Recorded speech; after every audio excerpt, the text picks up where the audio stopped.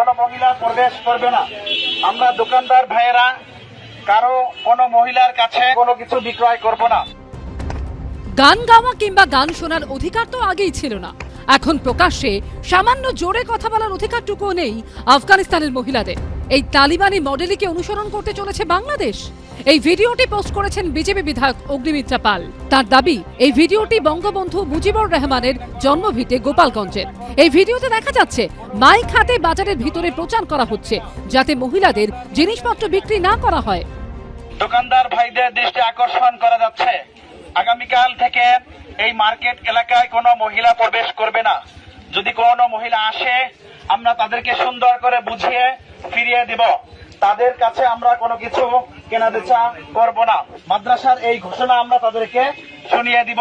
গতকাল একটি ভিডিও পেলাম, আমি টুইটও করেছি, যে বাজারে মৌলবাদী শক্তিরা তারা এসে বলছে, অ্যানাউন্স করছে যে কোনো মহিলা বাজারে বাজার করতে আসতে পারবে না। তারা যদি আসে তাহলে তাদেরকে বলে দেওয়া হবে যে তারা এখানে অ্যালাউড নয়। এ কোন বাংলাদেশ? তালিবানি যে মানসিকতা, সেই মানসিকতা এবং ইসলামিক স্টেট বানানোর দিকে মোহাম্মদ ইউনূস সরকারকে মৌলবাদীরা তারা ওই দিকেই নিয়ে যাচ্ছেন এবং আমরা এর তীব্র নিন্দা করি, তীব্র প্রতিবাদ করি।